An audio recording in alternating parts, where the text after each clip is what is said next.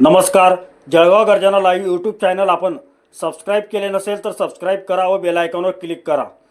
दिल्ली येथील जंतर मंतर येथे आंदोलनकर्त्या विद्यार्थ्यांवर झालेल्या अमानुष लाठीचार्जच्या निषेधार्थ तसेच केंद्रीय शिक्षण मंत्री यांचा राजीनामा घ्यावा ह्या मागणीसाठी जामनेर तालुक्यातील महाविकास आघाडीतर्फे जामनेर येथे मूक मोर्चा काढण्यात आला. यावेळी नायब तहसीलदार यांना निवेदन देण्यात आले. तसेच यावेळी महाविकास आघाडीचे पदाधिकारी व कार्यकर्ते तसेच विद्यार्थी उपस्थित होते.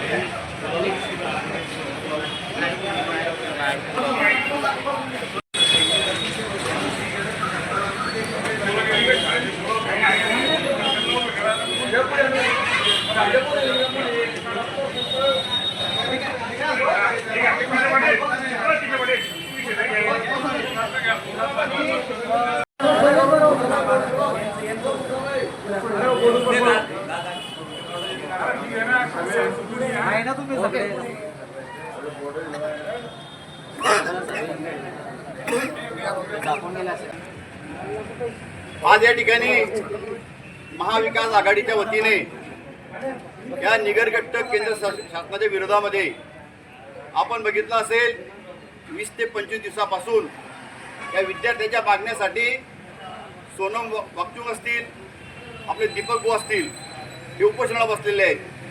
अतिशय शांततेच्या मार्गाने यांचं उपोषण सुरू होतं.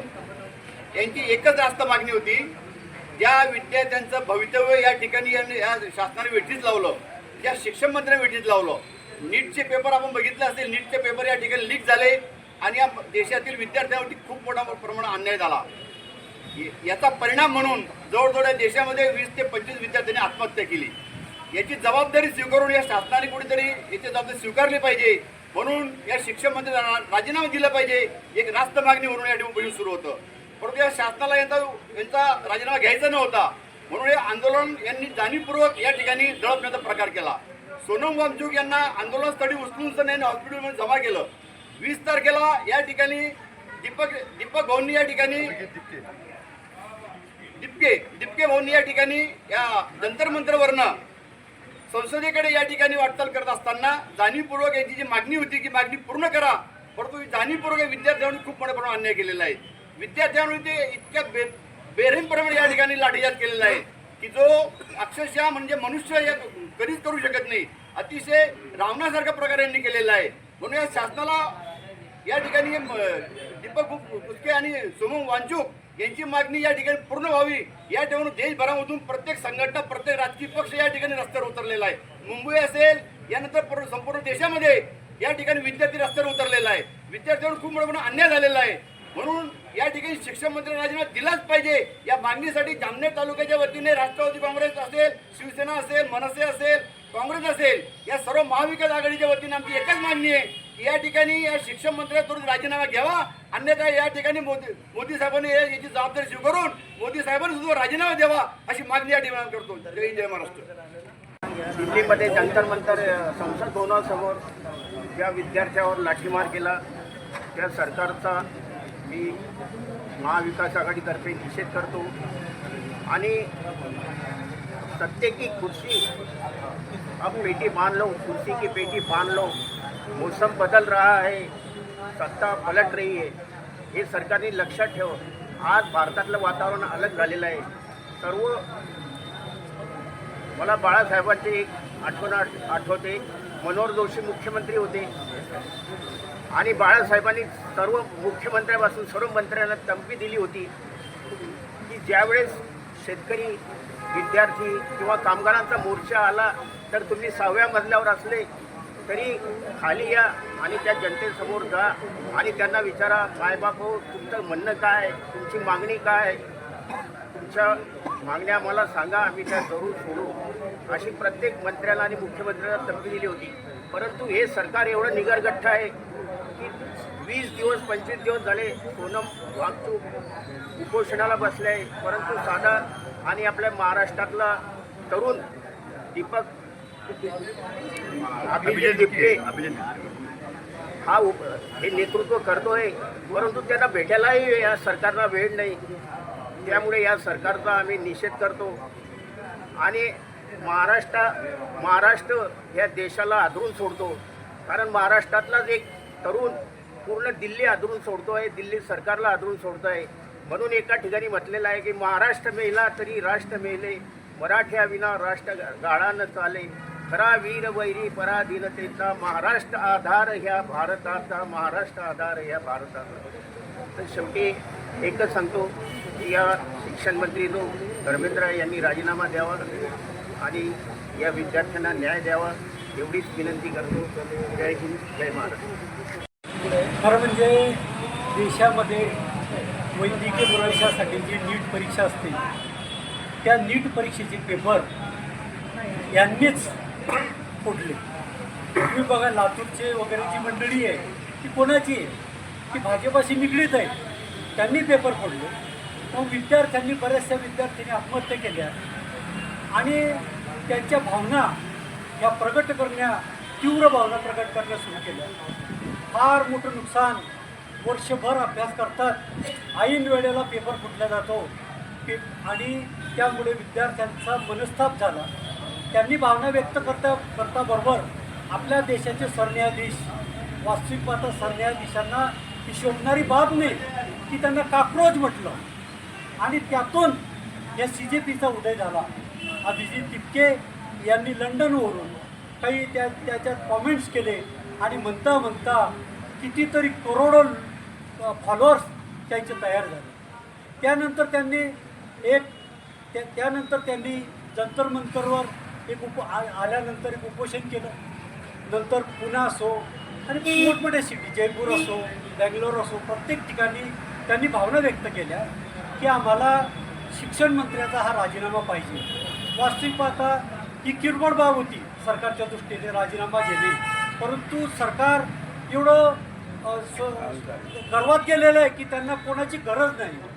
म्हणून यांनी सोनम वांचूक यांनी जंतर मंतरवर उपोषण सुरू केलं. 20 तारखेला त्यांनी एकच सांगितलं, मी मेलो तरी चालेल, परंतु 20 तारखेला देशातल्या करोडो लोकांनी हजेरी लावा म्हणजे माझं समाधान आहे. 20 तारखेला संसदवर मोर्चा होता. मोर्चा असताना आदल्या दिवशी गृहमंत्री अमित शहानी आदेश दिले, कारण त्याच्याशिवाय पोलीस करूच शकत नाही. सर्व करता कोणी असेल तर अमित शहा आहे.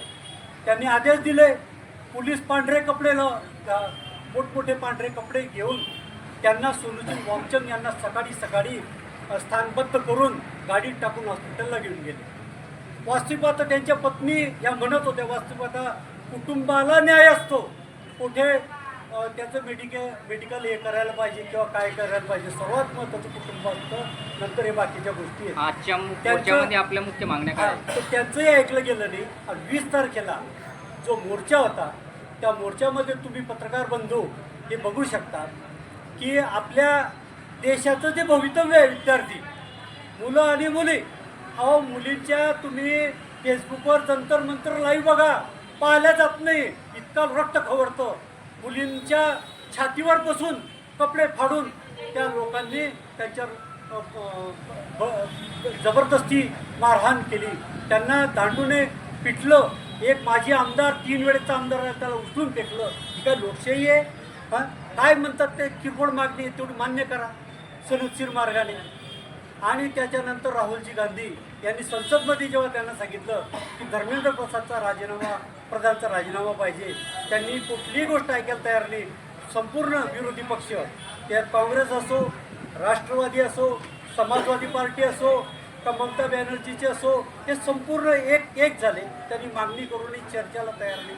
राहुलजी आणि या संपूर्ण विरोधी पक्ष, अखिलेश यादवही बरोबर होते, सुप्रियाताई बरोबर होत्या, त्यांनी सर्वांनी रस्त्यावर पंतप्रधानांच्या निवासासमोर ठिय्या आंदोलन लोकशाही पद्धतीने केलं. भारताच्या इतिहासामध्ये विरोधी पक्ष नेत्याला अशा प्रकारे उचलून घेऊन जाणं स्थानबद्ध केलं, एक पहिली घटना आहे. यांना सत्तेचा माज आला आहे. म्हणून या विद्यार्थ्यांवर जो नुकसान झालं त्याच्यानंतर एक मुद्दा अजून महत्त्वाचा आहे की आताही जे नीटचे रिझल्ट लागले त्यांच्या पेपरला 552 मार्क, ज्यांनी पेपर देतात पाहायला भेटतो आपल्याला 552, आणि मार्कशीटवर येतं 95-96. अरे ही थट्टा लावली आहे. यांना साधं परीक्षा घेता येत नाही. महाराष्ट्रामध्ये TETचा पेपर त्यांनी फोडला, अजून त्याचं काही नाही.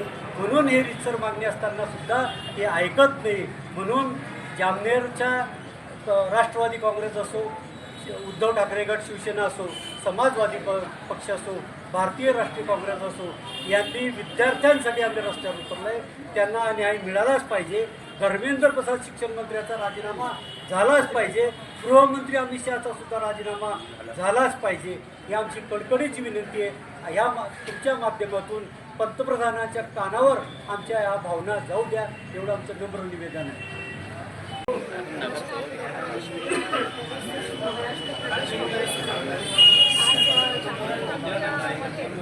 महाआघाडीतर्फे पेपर फुटीसाठी पेपर जो प्रकरण आहे ते संपूर्ण देशामध्ये कशा प्रकारे गाजत आहे आपण बघत आहोत.